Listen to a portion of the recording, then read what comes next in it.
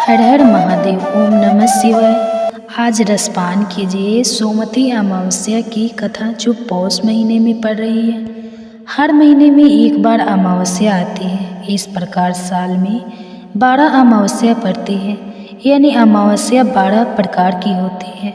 सोमवती अमावस्या, भौमवती अमावस्या, मौनी अमावस्या, शनि अमावस्या, हरियाली अमावस्या, दिवाली अमावस्या, कुछ गृहिणी अमावस्या और सर्वप्रीति अमावस्या। बाकी दान पुण्य और स्नान के लिए महत्व रखने वाली अमावस्या महाविशेष और वर के नामों से जानी जाती है। और इन सभी अमावस्या में से सोमवती अमावस्या का विशेष महत्व है। हमारे शास्त्रों में वर्णित है कि अमावस्या पितरों को मुक्ति दिलाने और उन्हें प्रसन्न करने के लिए होती है, क्योंकि अमावस्या तिथि के स्वामी प्रीत देव माने गए हैं। इस दिन पितरों का श्राद्ध और पूजा किए जाने की परंपरा है। अमावस्या के दिन व्रत रखकर पवित्र नदी में स्नान कर फिर पिंड दान करना चाहिए।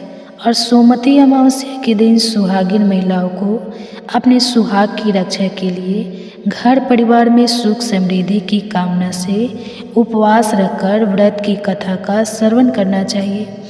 अगर किसी कारण से उपवास रखने में समर्थ नहीं हो तब भी इस दिन कथा का श्रवण करने से पुण्य मिलता है।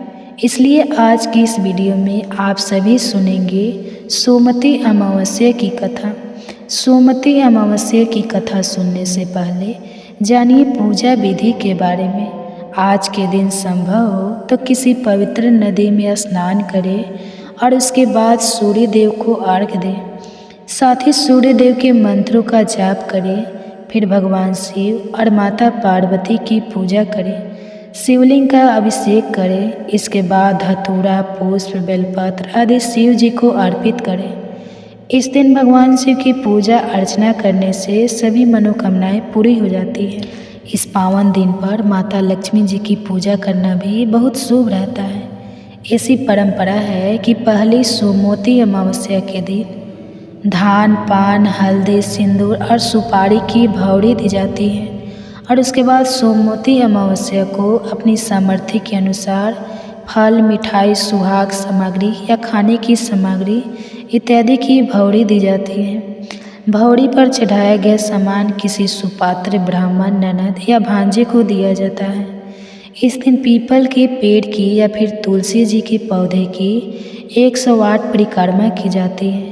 108 परिक्रमा करते समय यदि आप कर सके तो कच्चा दूध 108 बार लपेट सकते हैं, कच्चा सूत 108 बार लपेट सकते हैं। यदि ऐसा ना कर पाए तो फल, मिठाई या सुहाग की सामग्री 108 की संख्या में रखकर हर बार एक परिक्रमा पूरी होने पर उन्हें आप किसी टोकरी या किसी बर्तन में रखकर 108 परिक्रमा पूरी कर सकते हैं। और फिर परिक्रमा करने के बाद जो भी सामग्री होती है उसका दान आपको किसी योग्य व्यक्ति को दे देना चाहिए। अमावस्या के व्रत में फलाहार या सात्विक भोजन ग्रहण करें। इस दिन यदि आवश्यक हो तो केवल सीधा नमक प्रयोग में लाएं और साबूदाना, लौकी, चना, जीरा, सरसों का साग या खीरा इस दिन खाना वर्जित माना जाता है। अमावस्या के दिन मांसाहार, शराब, प्याज, लहसुन, बैगन और मसूर की दाल का सेवन करने से बचना चाहिए, क्योंकि अमावस्या एक बहुत ही शुभ दिन माना जाता है। इस दिन लोगों को केवल सात्विक भोजन ही ग्रहण करना चाहिए।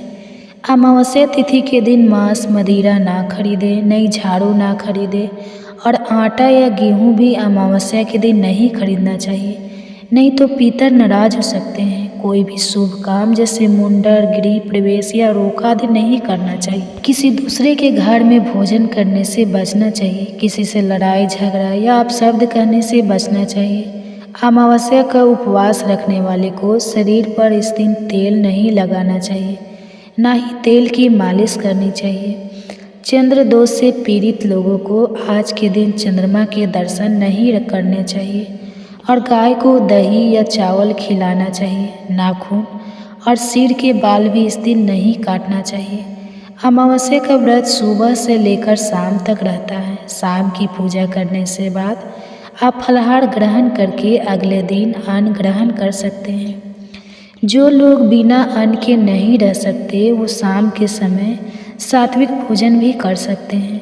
इस दिन पीपल के पेड़ की पूजा भी की जाती है, लेकिन ध्यान रखिए कि पीपल के पेड़ में जो जल आप अर्पित करते हैं वह सुबह सूर्योदय के बाद और शाम को सूर्यास्त से पहले पहले कर सकते हैं। सूर्योदय के बाद पीपल के पेड़ में जल अर्पित नहीं करना चाहिए। सूर्यास्त के बाद आप तेल का दीपक पीपल के पेड़ की जड़ में जला सकते हैं। आप सुनिए सोमवती अमावस्या की कथा। कथा के अनुसार एक साहूकार के 7 बेटे, 7 बहू और एक बेटी थी। साहूकार के घर एक जोगी भिक्षा मांगने आता था। जोगी को साहूकार की बहू भिक्षा देती तो वह ले लेता था, लेकिन जब बेटी भिक्षा देती तब वह भिक्षा नहीं लेता था और कहता था कि बेटी सुहागिन तो है, पर इसके भाग्य में तो दूल्हा लिखा ही नहीं है। यह बात सुनकर बेटी को चिंता होने लगी और वह कमज़ोर होने लगी। एक दिन उसकी माँ ने पूछा कि बेटी, तुम इन दिनों इतनी कमज़ोर दिखाई देती हो। तब उसने बताया कि माँ, एक जोगी भिक्षा लेने आता है जो कहता है कि बेटी है तो सुहागा, लेकिन इसके भाग्य में तो सुहागिन होना लिखा ही नहीं है। यह बात सुनकर उसकी माँ ने कहा कि कल मैं सुनूंगी। अगले दिन जब जोगी भिक्षा लेने आया तो उसकी माँ छुपकर बैठ गई। जब बेटी भिक्षा देने लगी तो जोगी ने फिर वही बात बोला। इतनी बात सुनकर उसकी माँ बाहर निकल कर आई और बोली, एक तो हम तुम्हें भिक्षा देते हैं और तुम हमें गालियाँ देते हो। तब जोगी बोला कि मैं गाली नहीं देता, जो सच है वही बोलता हूँ। जो इसके भाग्य में लिखा है मैं तो बस वही कहता हूँ। तब लड़की की माँ ने जोगी से कहा कि तुम्हें यह पता है कि इसके भाग्य में क्या होगा, क्या लिखा है, तो यह भी बता दो कि यह कैसे दूर होगा। तब जोगी बोला कि 7 समुंदर पार एक सोना धोबिन रहती है जो सोमवती अमावस्या व्रत करती है। अगर वह आकर अपना फल दे दे तो इसका निवारण हो सकता है, नहीं तो विवाह होते ही इसके पति को सांप डस लेगा। यह बात सुनकर माँ बहुत रोने लगी और वह सोना धोबिन की तलाश में जाने लगी। चलते चलते रास्ते में तेज धूप पड़ने लगी तो साहूकार ने एक पीपल के पेड़ के नीचे बैठ गए। उस पीपल के पेड़ में एक गुरूर पक्षी का घोंसला था, जिसमें गुरूर का छोटा बच्चा था। साहूकारनी को घोंसले के पास एक सांप जाता दिखाई दिया तो उसने उस गरुड़ के बच्चे को बचाने के लिए सांप को मारकर ढाल के नीचे रख दिया। जब गरुड़ और पक्षी आए तो घोंसले के पास खून देखकर क्रोधित हो उठे और साहूकारनी को चोंच मारने लगे। उन्होंने सोचा कि इसी साहूकारनी ने हमारे बच्चे को मार डाला है। तब साहूकारनी बोली कि मैंने तो तुम्हारे बच्चे की जान बचाई है। यह सांप तो तुम्हारे बच्चे को डसने वाला था, इसलिए मैंने इसे मारकर गिरा दिया। तब गरुड़ ने सांप की ओर देखकर कहा कि तुमने हमारे बच्चे की जान बचाई है, अब तुम्हें जो मांगना है मांगो। तब साहूकार बोले कि मुझे 7 समुंदर पार सोना धोबिन के घर छोड़ आओ। तब गरुड़ साहूकारनी को अपनी पीठ पर बैठाकर 7 समुंदर पर सोना धोबिन के घर छोड़ आया। वहाँ जाकर साहूकारनी ने सोचा कि सोनिया धोबिन को कैसे मनाया जाए। सोनिया धोबिन के 7 बहू बेटे थे। उसकी 7 बहुएं काम को लेकर रोज लड़ाई झगड़ा करती थी और काम भी नहीं करती थी। रात को जब सब सो जाते तो साहूकारनी सोनिया धोबिन के घर जाती और घर का सारा काम करती। गायों को लाती, घर की सफाई करती, रसोई का काम करती, चौकी बर्तन करती, आटा पीस कपड़े धोती, पानी भरती और दिन होने से पहले ही चली आती। सुबह उठकर बहुत सोचती कि यह सारा काम कौन कर रहा है, लेकिन कभी एक दूसरे से पूछती नहीं थी यह सब काम कर कौन रहा है। तब एक दिन धोबिन ने कहा कि तुम आजकल लड़ते भी नहीं हो, सारा काम भी ठीक से कर रही हो। तब बहुए ने कहा, सासू जी, काम तो हमें ही करना पड़ता है, चाहे हम लड़ कर करें या राजी से करें, इसलिए लड़ाई करने का क्या फ़ायदा। सोनिया धोबिन को बहुओं की बात पर विश्वास नहीं हुआ। उसने सोचा कि आज देखा जाए कि कौन सी बहुएं काम कर रही हैं। यह सोचकर वह रात को सोई नहीं। तभी उसने देखा कि रात को एक स्त्री आई और पूरा काम करके जाने लगी। तब सोनिया धोबिन ने पूछा कि तुम कौन हो और तुम्हें ऐसी क्या ज़रूरत आ पड़ी जो तुम इतना काम कर रही हो। साहूकारनी ने बोली कि ज़रूरत है तभी तो इतना काम कर रही हूँ। सोनिया धोबिन ने पूछा कि तुम्हें क्या चाहिए। साहूकारनी बोली कि पहले मुझे वचन दो तब बताओ। सोनिया धोबिन ने वचन देकर कहा कि अब बताओ। तब साहूकारनी ने बोली कि बहन, मेरी बेटी के भाग्य में दुहाग लिखा हुआ है, इसलिए आप चलकर उसे सुहाग दें और सुमति करें। सोनिया धोबिन का पति बहुत दिनों से बहुत बीमार था। तब सोनिया धोबिन अपने बेटी बहू से बोली कि मैं तो साहूकारनी के साथ जा रही हूँ। अगर पीछे से तुम्हारे पिताजी को कुछ हो जाए तो तेल घी के कूप में डालकर छोड़ देना। फिर वे दोनों साहूकारनी के घर चली गई। इधर साहूकारनी ने की बेटी का विवाह तो तय हो गया। आज विवाह का दिन था। साहूकारनी की बेटी का विवाह होने लगा। दूल्हा फेरों में बैठ गया। सोनिया धोबिन ने दूल्हे के घुटने के पास कच्चा कड़वा रखा, उसमें दूध डाला और तात का तार लेकर बैठ गई। थोड़ी देर बाद सांप दूल्हे को डसने के लिए आया। सोनिया धोबिन ने कड़वा आगे रखा और तार से बांध दिया, लेकिन दूल्हा डर के मारे मर गया।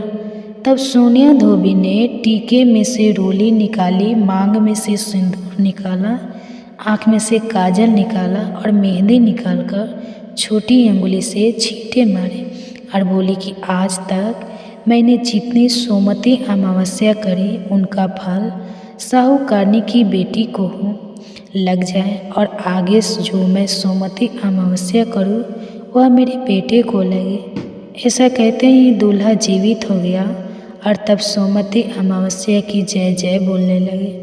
सब सोनिया धोबिन की जय जयकार करने लगे। जब सोनिया धोबिन वापस जाने लगी तो साहूकारनी बोली कि बहन, तुमने मेरे दामाद को नया जीवन दिया है, इसलिए कुछ भी मांग सकती हो। वह बोली कि मुझे कुछ नहीं चाहिए, सिर्फ एक हांडी दे दो। वह हांडी लेकर चलने लगी। रास्ते में सोमती अमावस्या का दिन आया तो वह हांडी की 108 परिक्रमा लगाकर पीपल के पेड़ के नीचे गाड़ कर घर आ जाती है। घर आकर उसने देखा कि उसका पति मरा हुआ तेल और घी के कूप में पड़ा हुआ है। तब उसने टीके में से रोली निकाली, मांग में से सिंदूर निकाला, आँख के किनारे से काजल निकाला, नंबा में से मेहंदी निकाली, चिटकी अंगुली से छींटे दिए और बोली, मैंने जो रास्ते में सोमती अमावस्या की है उसका फल मेरे पति को लगे। ऐसा कहते ही उसका पति उठकर बैठ गया। फिर घर में एक ज्योतिष आया और बोला कि आज सोमवती अमावस्या का दिन है, इसलिए मुझे दक्षिणा दो। सोनिया धोबिन बोली कि मुझे तो सोमवती रास्ते में पड़ी थी, मैंने तो कुछ भी यहाँ नहीं किया। जो कुछ किया वह सब पीपल के पेड़ के नीचे ही गाड़ दिया। ज्योतिष ब्राह्मण ने जाकर पीपल के पेड़ के नीचे खोद कर देखा तो 108 और सोने की ईंटें मिली। ज्योतिष ब्राह्मण सबको घर ले आया और बोला कि ऐसी फेरी की है और मुझे बोल रही है कि कुछ भी नहीं किया। तब सोनिया धोबिन बोली कि महाराज, यह तो आपके भाग्य से ही हुआ है, इसलिए इसे तुम ही लेकर जाओ। ब्राह्मण कहने लगा कि मेरी तो इसमें चौथी पाती है, बाकी आपका जिसे मन हो उसे दे देना। फिर सारी नगरी में बोल दिया गया कि सब सोमवती अमावस्या का व्रत कीजिए। हे सोमवती अमावस्या, जैसे साहूकार की बेटी को सुहाग दिया वैसा सबको देना। सोमवती अमावस्या की कहानी कहने वाले को, कहानी सुनने वाले को, हुंकार भरने वाले को और अपने पूरे परिवार को देना। सोमवती अमावस्या की जय, सोनिया धोबिन की जय। प्रिय भक्तजनों, यह थी सोमवती अमावस्या की कथा। अब आप सुनिए सोमवार व्रत की कथा। दोस्तों, किसी गांव में एक ग्वाला अपने बीवी बच्चों के साथ रहता था। उसके एक बेटा और एक बेटी थी। वे ग्वाला था तो उसके पास बहुत गाय और बछड़े थे। वे गायों को चराने जाता था और गायों का दूध दही घी बेचकर ही अपने परिवार का पालन पोषण करता था। जितना कमाता था उसकी पत्नी उसी में संतुष्ट थी और अपने बच्चों को पाल रही थी। एक दिन उसकी पत्नी बहुत बीमार हो गई और उसकी मृत्यु हो गई। अब ग्वाले के ऊपर ही अपने दोनों बच्चों की जिम्मेदारी आ गई। कहते हैं कि अगर पिता मर जाए तो माँ अपने बच्चों को सही तरीके से पाल लेती है, लेकिन एक पिता ऐसा नहीं कर पाता। उस ग्वाले को भी बहुत परेशानी हो रही थी। वह गाय चराने जाता तो अपने बच्चों के लिए भोजन तैयार नहीं कर पाता। बच्चे अभी छोटे थे।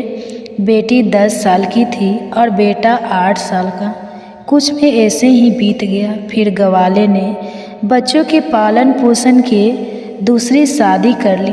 ग्वाले की दूसरी पत्नी घर आ गई। ग्वाले के बच्चे को बिल्कुल भी पसंद नहीं करती थी और ग्वाला भी अपनी दूसरी पत्नी के साथ खुश रहने लगा। अब ग्वाला अपनी दूसरी पत्नी की ही सारी बात मानता था। धीरे धीरे समय बीतता है और बच्चे और बड़े हो जाते हैं। लड़का 12 साल का हो जाता है। उसकी दूसरी माँ लड़के को बिल्कुल भी पसंद नहीं करती थी। एक बार वे अपने पति से कहती है कि आप गाय बछड़ों को चराने जाते हो। अब लड़का बड़ा हो गया है, अब से गाय बछड़े चराने यह लड़का जाएगा। फिर बेचारा लड़का रोज़ सुबह जंगल में गाय बछड़े चराने जाता और शाम को वापस आता। इधर लड़की भी बड़ी हो गई थी। वे घर का सारा काम करती और खाना बनाती और अपने भाई को अपने हाथों से खाना खिलाती। वह लड़की भगवान शिव के परम भक्त थी। वे भगवान शिव का रोज़ पूजा पाठ करती थी। वह दोनों भाई बहन एक दूसरे को बहुत प्यार करते थे और दोनों आपस में बातें करते कि पता नहीं हमारे पिताजी को क्या हो गया है। वह हम पर बिल्कुल भी ध्यान नहीं देते। जब से हमारी माँ की मृत्यु हुई है हमारे कितने कष्ट भरे दिन आ गए हैं। तब बहन अपने भाई को समझाती है कि तुम बिल्कुल भी चिंता मत करो, तुम्हारी बड़ी बहन है ना। यह कहकर वे अपने भाई को ढाढ़स बढ़ाते हैं। फिर भाई कहता है, दीदी मुझे माँ की बहुत याद आती है। अगर आज हमारी माँ होती तो हमें कितने प्यार से खाना खिलाती। दोनों भाई बहन अपनी माँ को याद करके रोने लगे। ऐसे ही दिन बीत रहे थे। एक दिन लड़का गाय चराने जंगल गया। जंगल में लड़के को एक शेर मिल गया तो लड़का दौड़कर एक पेड़ पर चढ़ गया और शेर से कहा, शेर भाई तुम मुझे क्यों खाना चाहते हो? तब शेर ने कहा, भाई मैं बहुत भूखा हूँ। अगर तुम चाहते हो कि मैं तुम्हें ना खाऊं तो तुम मुझे गाय बछड़ा दे दो जिसे खाकर अपनी भूख मिटा सकूं। लड़के ने कहा, भाई मैं अपनी बहन का इकलौता सहारा हूँ। मेरी बहन तो रो रो कर मर जाएगी। मेरे पिता और सौतेली माँ है जो हम दोनों पर बहुत अत्याचार करते हैं। मैं अपनी बहन की उम्मीद नहीं टूटने दे सकता। अगर फिर भी तुमने मुझे खाना है या गाय और बछड़ा खाना है तो मैं नहीं कह सकता, क्योंकि इसके लिए मुझे अपने माता पिता से पूछना होगा। तब शेर ने कहा, ठीक है, कल तुम अपने माता पिता से पूछ कर आना। फिर लड़का शाम को अपने घर गया और अपने पिता से कहा, पिताजी आज मुझे जंगल में शेर मिला। अभी पूरी बात हुई भी नहीं थी कि उसके पिता ने दो उसे चाटना लगा दी। फिर वह रोने लगा। रोते रोते उसने कहा, पिताजी मैं आपसे कुछ कहना चाहता हूँ, आप मेरी बात को सुन लीजिए। जैसे तैसे लड़के ने अपने पिता को सारी बात बताई कि जंगल में उसे कल एक शेर मिला था, वह मुझे खाएगा, यह गाय और बछड़े को। यह सब बात उसकी सौतेली माँ सुन रही थी। उसने कहा कि गाय और बछड़ा कम नहीं होना चाहिए। पता है वह कितने कीमती हैं, उनके दूध से ही तो हमारा घर चलता है और तुम्हारे बिना तो हमारा कुछ नहीं बिगड़ेगा। इसलिए अच्छा है शेर तुम्हें खा जाए। अब वह बेचारा दुखी मन से अपनी बहन के पास गया। उसकी बहन ने खाना खिलाया और पूछा कि तुम इतने उदास क्यों हो? तब लड़के ने सारी बात अपनी बहन को बताती तो उसकी बहन उसे समझाने लगी कि तुम तो मेरी ज़िंदगी का आधार हो भाई, तुम्हारे बिना ना तो मैं जीने की सोच भी नहीं सकती। अगर तुम्हें कुछ हो गया तो मैं भी जिंदा नहीं रहूँगी, इसलिए तुम जंगल को जाना और एक बछड़ा शेर को खाने को दे देना। अगर गाय जिंदा रहेगा तो दूसरा बछड़ा और आ जाएगा। और उसके पिता ने भी यही कहा था कि शेर तुझे खा जाएगा तो पुत्र तो और भी हो जाएगा। यह सारी बातें बहन ने सुन ली थी तो भाई ने कहा ठीक है। वह दूसरे दिन वह फिर जंगल में गया तो शेर उसका इंतज़ार करता मिला। शेर ने कहा कहो तुम अपने माता पिता से आज्ञा लेकर आए हो या मैं तुम्हें खा लूँ। तब लड़के ने सारी बात शेर को बताई और कहा मेरी बहन ने कहा है कि तुम एक बछड़े को खा लो। फिर शेर बछड़े को लेकर अपनी गुफा की तरफ चला गया और लड़का खुशी खुशी अपनी गाय चराने लगा और शाम को अपने घर आ गया तो उसके माता पिता गाय बछड़ों की गिनती करने लगे तो एक बछड़ा कम था। वह समझ गए कि वह बछड़ा लड़का शेर को दे आया है। इस बात पर वह दोनों बहुत गुस्सा हो गए और उसे मारने लगे। उसके पिता ने उसे डंडे से इतना मारा कि वह बेहोश होकर गिर पड़ा। उसकी बहन यह सब देख रही थी और उसको बहुत बुरा लग रहा था, लेकिन वह कर भी क्या सकती थी। जब उसके माता पिता चले गए तब बहन अपने भाई को उठाकर कमरे में ले गई और उस पर पानी के छींटे मारे। जब होश में भाई आ गया तो उसे पानी पिलाया, खाना खिलाया। दोनों भाई बहन बहुत देर तक रोती रही। फिर बहन ने कहा भाई अब तुम्हारा यहाँ रहना खतरे से खाली नहीं है। मेरे पास माँ की यह निशानी या अंगूठी है, तुम यह अंगूठी पहन लो और यह घर छोड़कर चले जाओ। अगर तुम जीवित रहोगे तो मुझे आशा रहेगी और हम कभी न कभी ज़रूर मिल जाएंगे। भाई की समझ में बहन की सारी बात आ रही थी, लेकिन उसने कहा बहन तुम ठीक कह रही हो, लेकिन मैं तुम्हें यहाँ अकेले छोड़कर कैसे जाऊँ, कैसे चल जाऊँ। माँ तुम पर भी तो अत्याचार करती है, सब काम करवाती है, मारती पीटती है। तब बहन ने कहा भाई अगर तुम ठीक रहोगे तो मैं सब सहन कर लूँगी, लेकिन तुम यहाँ से चले जाओ। भाई अपनी बहन की बात मान लेता है और एक धागा उठाता है और अपनी बहन की कलाई में बांध देता है। यह मेरी निशानी है, जब भी हम मिलेंगे तो यह देखकर एक दूसरे को पहचान लेंगे। तुम यह धागा टूटने मत देना। बहन ने कहा ठीक है भाई। जब दोनों भाई बहन बातें कर रहे थे तो उनकी सौतेली माँ सब बातें सुन रही थी। तब मन में सोचने लगी अच्छा यह बात है, इन्हें अभी मज़ा चखाता हूँ। जब लड़का और लड़की सो गए तो सौतेली माँ ने अपने पति से कहा कि मुझे तो इस लड़के का मांस खाना है। पति ने कहा ठीक है, अगर तुम्हारी ज़्यादा इच्छा होती है तो मैं अभी इसका मांस लेकर आता हूँ। बाप इतना निर्दय, इतना कठोर हृदय का हो गया कि उसने अपने बेटे को उठाया और बाहर ले गया और कुल्हाड़ी से उसके छोटे छोटे टुकड़े कर दिए। फिर टुकड़े लेकर अपनी पत्नी के पास आया और कहा यह लो खा लो। तब उसकी पत्नी ने उन टुकड़ों की सब्जी बनाई और खाना बनाया। फिर उसने एक थाली अपने लिए और एक पति के लिए लगाई। तभी उसके मन में विचार आया कि भाई बहन का बहुत गहरा प्यार है, तो बहन को उसके भाई के मांस जरूर खिलाना चाहिए। तो उसने बहन को बुलाया और एक थाली उसके लिए भी लगाई और कहा खाओ। तब वो सोचने लगी कि इतने प्यार से तो माँ ने कभी खाना नहीं दिया, ज़रूर कोई बात है। जब वह खाना खाने लगे तो बहन ने देखा कि थाली में वही अंगुली आ गई जिससे वे अंगूठी थी। बहन तुरंत समझ गई, क्योंकि वह सुबह से अपने भाई को खोज रही थी, लेकिन वह उसे कहीं दिखाई नहीं दी। उसका शक यकीन में बदल गया। वे अंगूठी देखकर हैरान हो गई और अंदर जाकर ज़ोर ज़ोर से रोने लगी और भगवान शिव से कहने लगी हे भगवान, यह क्या हुआ? इन लोगों ने मेरे भाई को मार डाला, अब मैं अकेली रह गई। अब वे रोए जा रही थी। तभी उसे बड़े बूढ़ों की याद आ गई। कि किसी इंसान की मुक्ति तब तक नहीं होती जब तक कि उसकी अस्थियां नदी में विसर्जित नहीं होती। उसने सोचा मेरे भाई की भी तो मुक्ति भी नहीं होगी, यह लोग तो उसे मारकर खा गए। तभी उसने वे अंगूठी उठाई और चलते चलते वे नदी के किनारे पहुंच गई। वह अंगुली को अपने हाथों में लेकर जोर जोर से रोने लगी।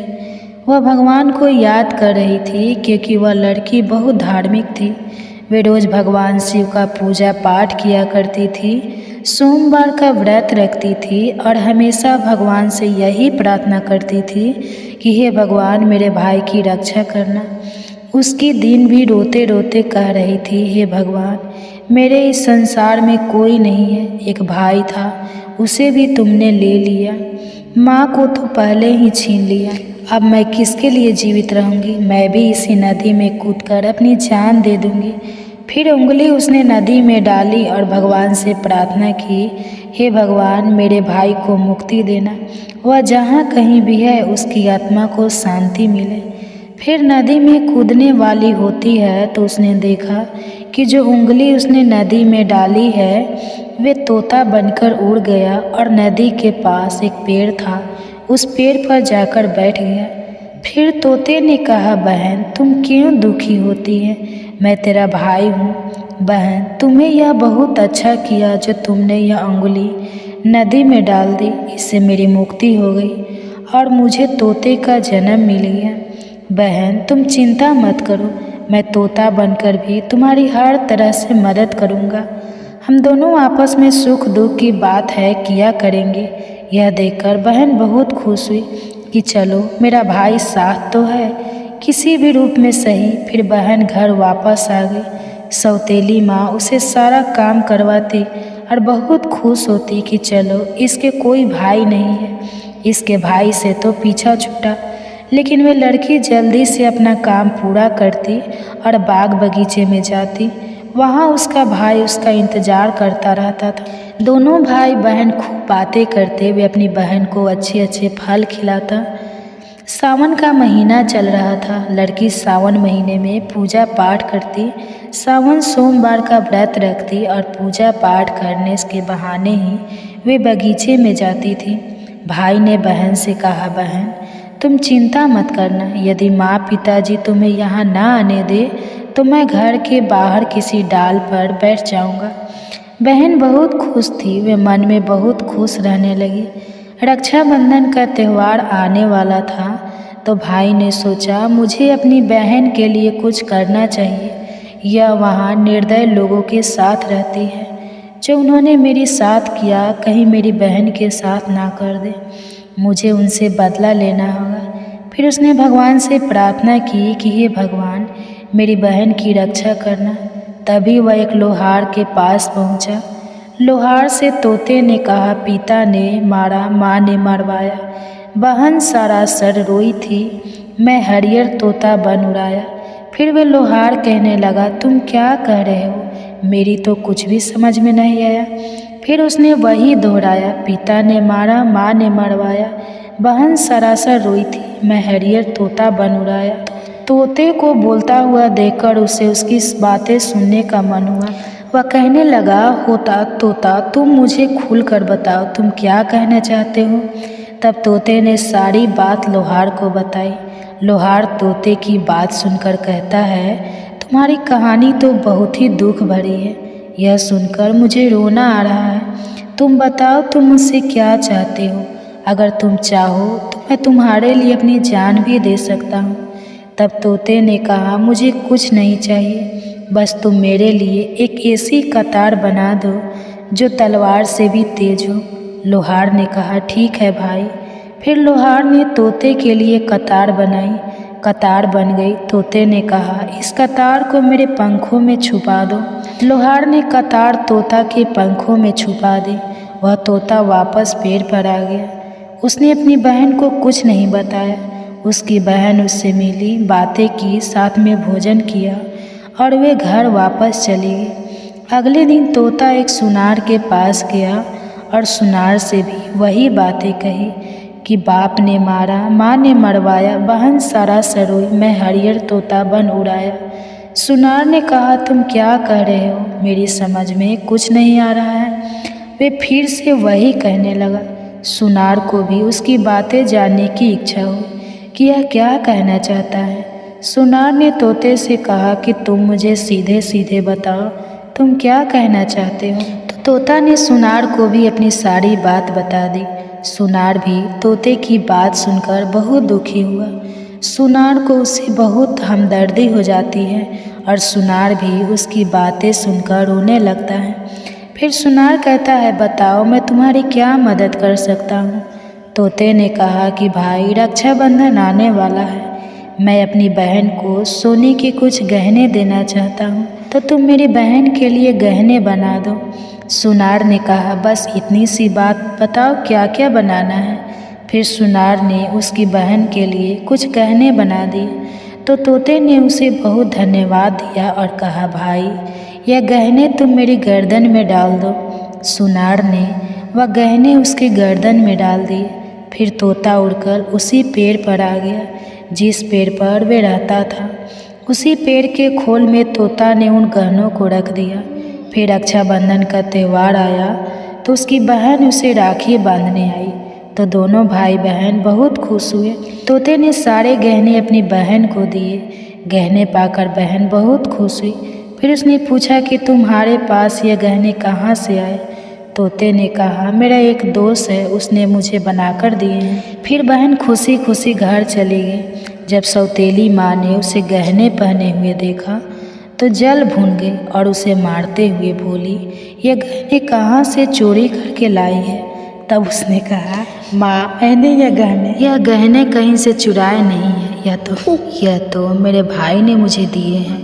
जो एक तोता है वह सौतेली माँ को पूरी बात नहीं बताती कि उसका भाई ही तोता बन गया है। उसने कहा, एक तोता है, वह मुझसे बातें करता है और मैंने उसे अपना भाई बना लिया है, उसी ने मुझे यह गहने दिए हैं। तब सौतेली माँ सोचने लगती है कि ऐसा कौन सा तोता है जो इसका भाई बन गया है। जैसे तोते तो एक भाई से पीछा छुड़ाया है, अभी दूसरा भाई कहाँ से आ गया। फिर दूसरे दिन उसकी माँ उस तोते को ढूंढने जंगल में जाती है। तभी उसे तोता दिखाई देता है। वे तोते को पकड़ने की कोशिश करती है, लेकिन तोता उसके हाथ में नहीं आता। थक हार कर बैठ जाती है। कुछ देर बाद फिर तोते को पकड़ने की कोशिश करती है, लेकिन तोता उसकी पकड़ में नहीं आता। वह सोचती है कि कैसे मैं इसे पकड़ूं और इसे मार दूं। इससे ज़्यादा भाई बनने का शौक़ है। सुबह से शाम तक तोते को पकड़ने की कोशिश करती है, लेकिन तोते को नहीं पकड़ पाती। फिर वे घर आती है तो उसका सारा गुस्सा उस लड़की पर निकलता है। वे उसे सारे गहने भी छीन लेती है। अगले दिन लड़की तोते से मिलने जाती है। फिर तोता कहता है, बहन, जो गहने मैंने तुम्हें दिए थे वह कहाँ है। तब बहन कहती है, भैया, वह गहने तो माँ ने छीन लिए। यह सुनकर तोता को बहुत गुस्सा आता है और वह कहता है, बस अब इनके पाप का घड़ा भर चुका है, अब इनको सज़ा मिलनी ही चाहिए। फिर वह तोता उस घर से बाहर एक पेड़ की डाल पर बैठ जाता है और इंतज़ार करता है कि उसके माता पिता कब बाहर निकले। तब लड़की बाहर को कुछ काम कर रही थी तो उसकी माँ किसी बात पर उसे डांट रही थी और उसे मार रही थी। तभी उसका पिता भी बाहर आ जाता है और लड़की को मारने लगता है। यह सब तोता पेड़ पर बैठकर देख रहा था। उससे यह सब देखा नहीं गया और वह अपनी सौतेली माँ और बाप पर झपट पड़ा। उसके पंखों में जो कतार थी, उसने उन दोनों की आंखों में गुस्सा थी। अब दोनों अंधे हो गए और तड़पने लगे। फिर उसने अपनी चोंच से कतार उठाई और उन पर वार कर दिया। फिर दोनों जमीन पर गिर पड़े। तोते ने कहा, तुम दोनों ने बहुत पाप किए हैं, मैं तुम दोनों को नहीं छोड़ सकता। तब वो दोनों कहते हैं कि तुम्हारा हमसे क्या बैर है। तब तोते ने कहा, तुमने तो मुझे मारकर खा लिया और पूछ रही हो कि तुम्हें क्या बैर है। फिर वह दोनों तड़प तड़प कर मर जाते हैं। तब तोता अपनी बहन से कहता है कि चलो अब हम यहाँ नहीं रहेंगे, अगर यहाँ रहेंगे तो हमें अपने दुख याद आएंगे, हम उनको कभी भूल नहीं पाएंगे और दुखी रहेंगे। तो उसकी बहन कहती है, हाँ भैया, अब हम यहाँ नहीं रहेंगे, अब हम ऐसी जगह रहेंगे जहाँ कोई हम दोनों को अलग ना कर सके। फिर वह वहाँ से चलते हैं तो चलते चलते एक मंदिर में पहुँच जाते हैं। फिर तोता कहता है, बहन, इससे अच्छी जगह हमें कोई और नहीं मिल सकती। अब दोनों भाई बहन उस मंदिर में रहने लगते हैं। बहन तो पहले ही पूजा पाठ करती थी, सोमवार का व्रत रखती थी।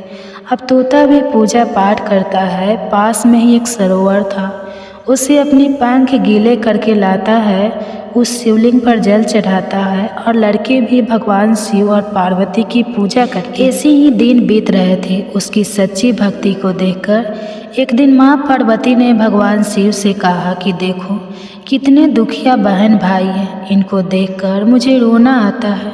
यह कितने तन मन से आपकी सेवा करते हैं, आपको इनका दुख दूर करना चाहिए। तब शिवजी ने कहा, हे पार्वती, यह तो संसार सागर है, हम किस किस का दुख दूर करेंगे। लेकिन पार्वती माँ हट करने लगी और कहने लगी, नहीं भगवान, आपको इनके दुख को दूर करना ही होगा।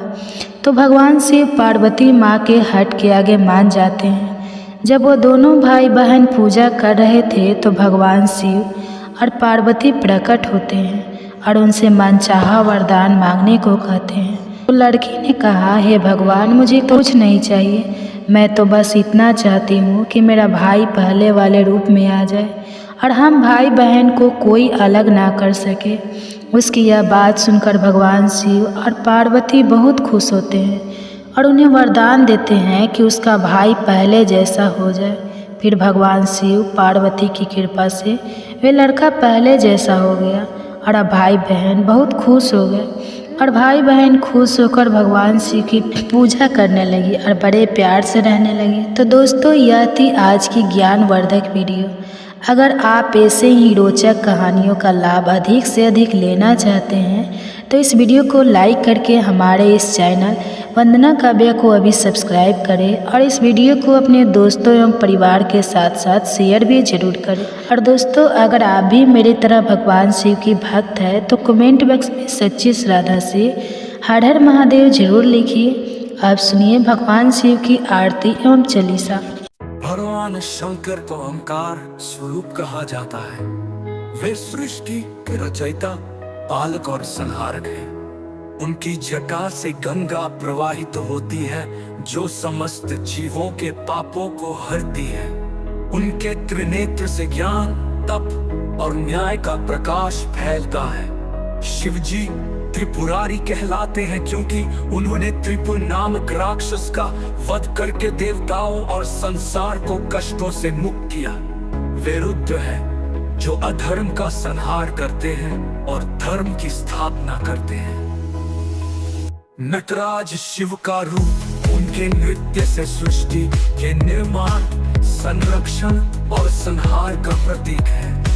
उनका तांडव नृत्य ब्रह्मांड की ऊर्जा और गति का प्रतिरूप है। डमरू की धुन से वे ब्रह्मांडीय स्पंदन उत्पन्न करते हैं। भोलेनाथ शिव को उनकी सरलता और उदारता के लिए जाना जाता है।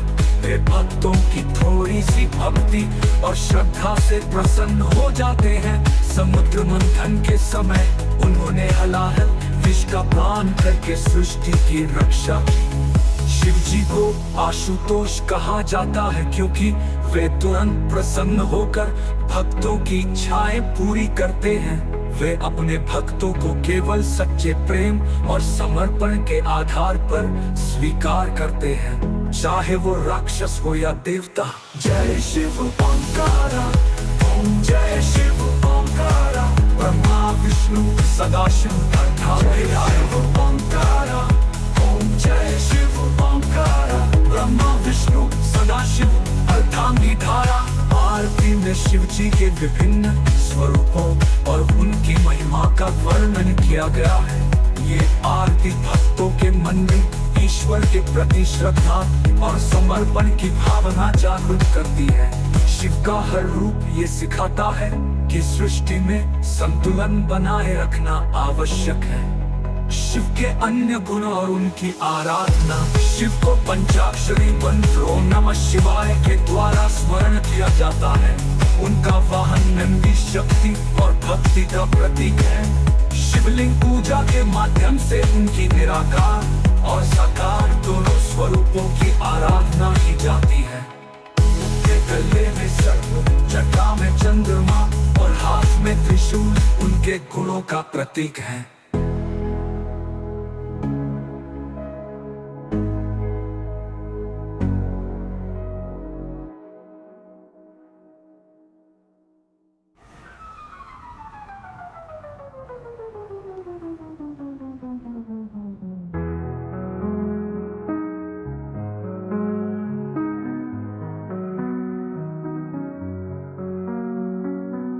ये भक्तों की थोड़ी सी भक्ति और श्रद्धा से प्रसन्न हो जाते हैं। समुद्र मंथन के समय उन्होंने हलाहल विष का पान करके सृष्टि की रक्षा की।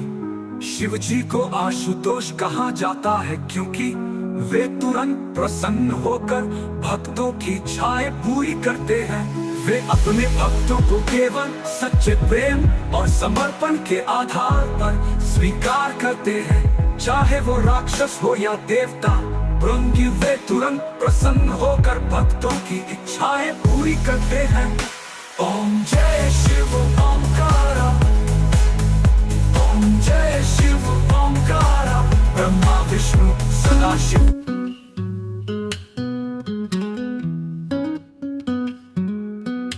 सूर दमन में महाअभिनायक, सुर नर गण करते आरती। शिव तुम्हारा नाम जो लेवे, अमरत्व पाकर वास करे वे। कामदेव जो जले तुम्हारे, रति पावन कथा पुकारे। पार्वती संग हो श्रृंगार, संग तुम्हारे शिव परिवार। कार्तिकेय गणेश तुम्हारे, भक्त तुम्हारे सदा सुखकारे।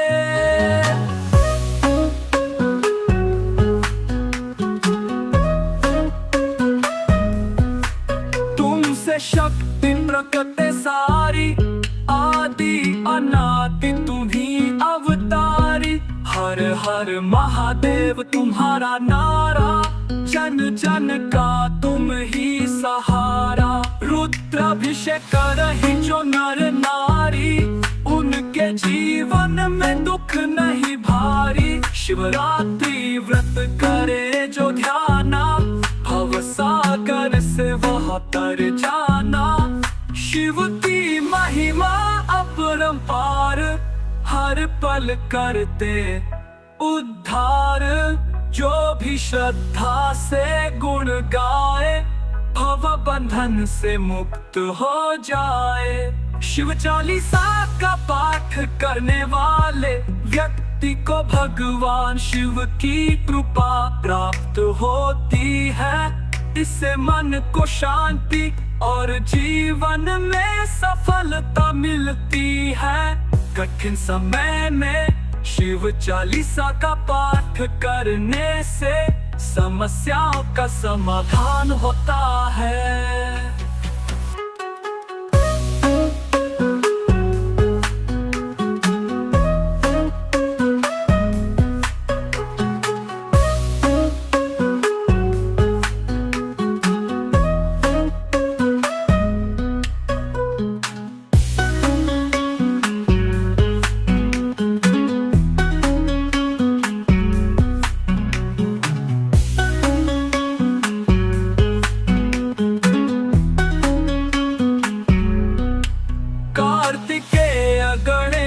तुम्हारे भक्त तुम्हारे सदा सुखकारे।